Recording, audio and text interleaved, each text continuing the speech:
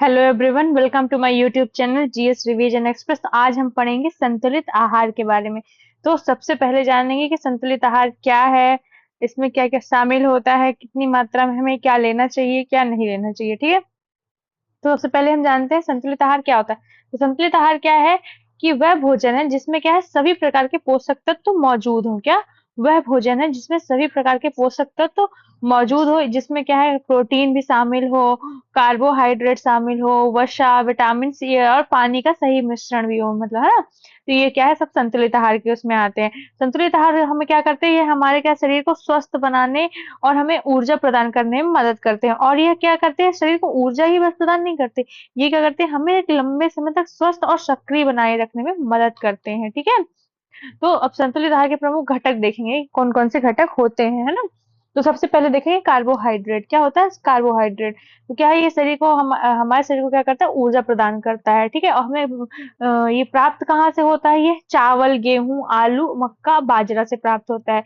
और जरूरत कैलोरी का हमें कितने परसेंट कार्बोहाइड्रेट से आना चाहिए, तो 45 से 65% आना चाहिए। मोस्ट इम्पोर्टेंट है, ये एग्जाम में आता है सीधे सीधे। ठीक है।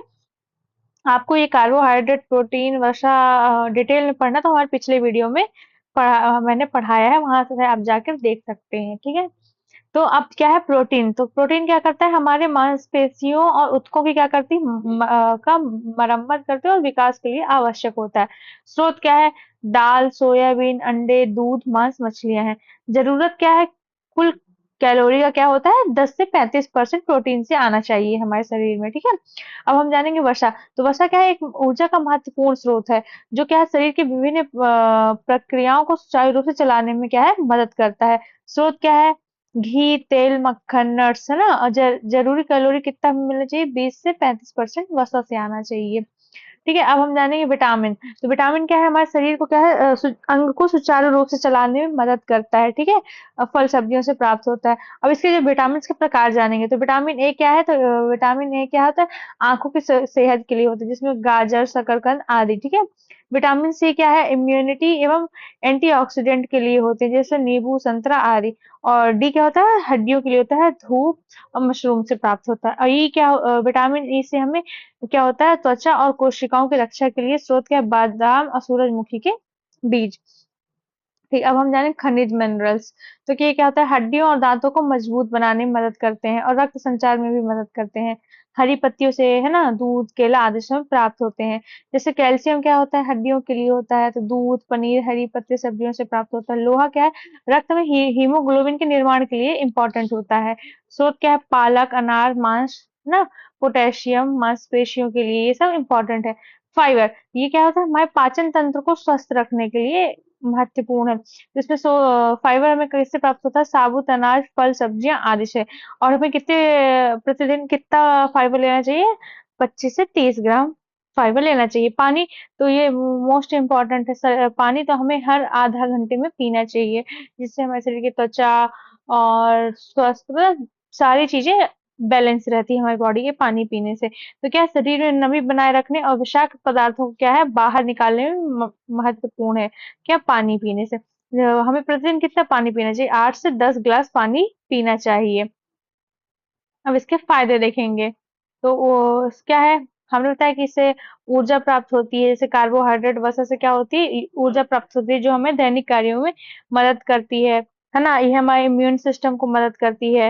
विटामिन से मिनरल्स क्या करते हैं, हमारे इम्यून सिस्टम को स्ट्रांग बनाते हैं। शरीर विकास में है ही, शरीर के ऊतकों और मांसपेशियों के विकास में मदद करते हैं। और ये हमारे डाइजेस्टिव सिस्टम, पाचन तंत्र को भी मतलब स्वस्थ रखते हैं। फाइबर युक्त आहार पाचन से क्या होता है, हम कब्ज जैसी समस्याओं से आदमी बचता है। ठीक है। वजन नियंत्रित, मतलब अब संतुलित आहार लेने से मोटापा नहीं बढ़ता है ना, वजन नियंत्रित रहता है। मानसिक स्वास्थ्य, संतुलित आहार खाने से हमारा स्वास्थ्य, मानसिक स्वास्थ्य भी सुचारू रूप से काम करता है, तनाव कम होता है ना, टेंशन कम होती है। अब हम देखेंगे भारत के विभिन्न क्षेत्रों में संतुलित आहार क्या है ना। तो जैसे जानेंगे कि उत्तर भारत में क्या होता है, खाने में चपाती, दाल, सब्जियां, दही, सलाद, है ना। पोषक तत्व जैसे गेहूं से कार्बोहाइड्रेट, दाल से प्रोटीन, सब्जियों में विटामिन मिनरल्स, दही से कैल्शियम। ठीक है। दक्षिण भारत में तो पता ही होगा, इडली, सांभर, नारियल चटनी, चावल, ना, ये सब है। तो चावल से कार्बोहाइड्रेट मिलता है, सांभर से प्रोटीन विटामिन से मिलता है। पूर्वी भारत के लोग क्या खाते हैं, चावल मछलियां ज्यादा खाते हैं। चावल से ऊर्जा, मछली से प्रोटीन, ओमेगा 3, है ना। और पश्चिम भारत के लोग क्या करते हैं, बाजरे की रोटी, दाल, छाछ, है ना, ये सब खाते हैं। तो बाजरे से फाइबर, कार्बोहाइड्रेट आदि मिलता है। ठीक है। अब पूर्वोत्तर भारत के लोग चावल, बांस की सब्जी, सुअर का मांस, हर्ब्स खाते हैं, ये सब। अब तो अब हमने जाना आज की संतुलित आहार क्या है, हमें कितनी मात्रा में क्या लेना चाहिए, क्या नहीं लेना चाहिए। ठीक है।